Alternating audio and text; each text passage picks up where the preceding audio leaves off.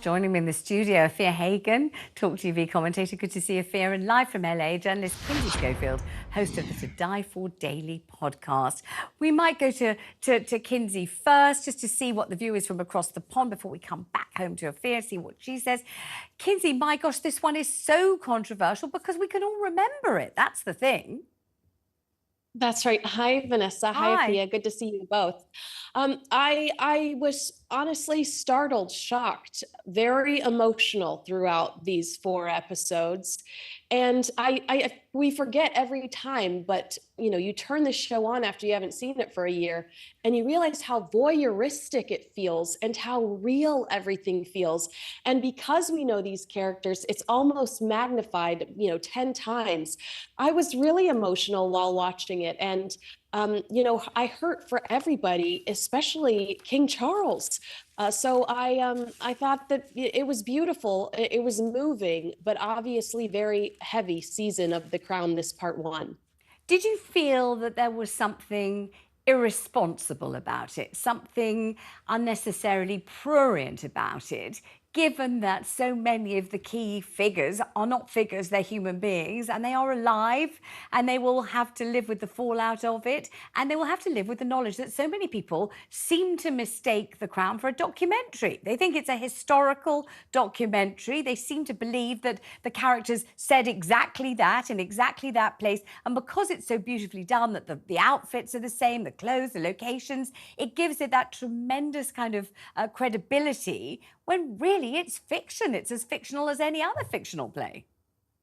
There is a guilt associated with watching it and enjoying it. You're like, oh, I shouldn't be, oh, this feels dirty. But I do agree with you. I especially am worried for Prince William and Prince Harry and even King Charles, because we know King Charles has a very soft heart. And there's one scene after the princess dies where he's just trying to take a quiet walk and he collapses and he sobs. And I cried because I just thought, I visualized that really being King Charles, and my heart ached for him. So I agree that it's a little too soon. I mean, it's way too soon.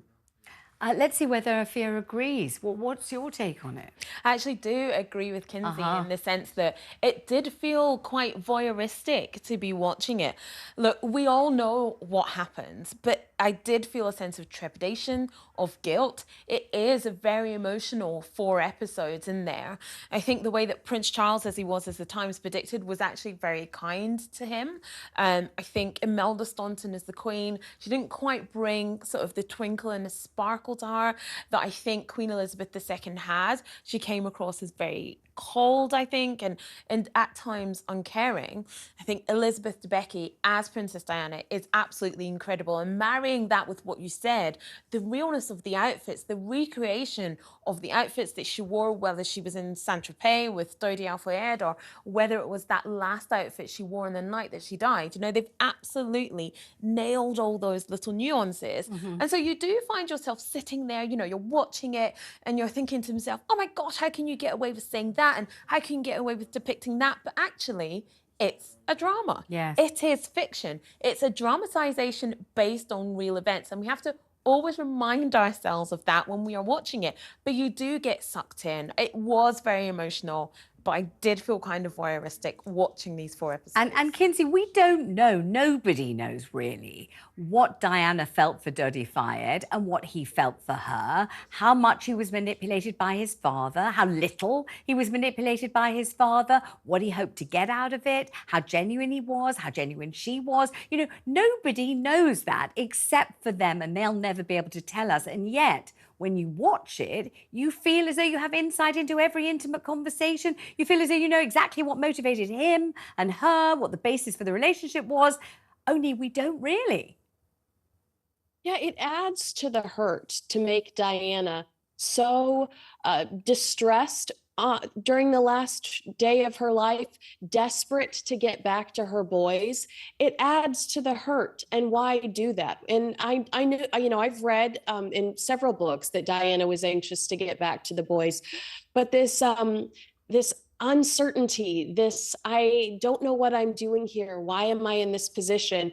You, as somebody that watches the royal family and, was devastated over the death of Diana, you just go, oh, that doesn't make me feel any better about this. Actually, it makes me more upset over it. The fact that to even consider the fact that she would have rather have been home, that she wasn't comfortable in the position she was in. But another point I'd really quickly would like to make is that I do see some Harry and Meghan parallels in this, where when the Queen says there's no in, no out, I thought of Harry and Meghan when Tony Blair approaches her about Diana taking on a bigger position.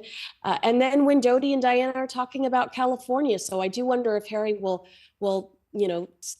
feel a little bit sad while watching nodding those away in moments. agreement with that. You saw echoes of Harry and Meghan too? Oh, absolutely. That last bit that Kinsey described, especially, you have an episode where you have Diana and Dodi are discussing the way that he's been portrayed in the media. And he's saying, the papers are saying, why can't Diana find a nice English boy? And then, they're saying maybe we should run away to somewhere like California. I mean, my goodness, direct parallels of what's happened with Harry and Meghan. So, let me read you something, Afua and Kinsey, that Jan Moyer wrote today in the Daily Mail.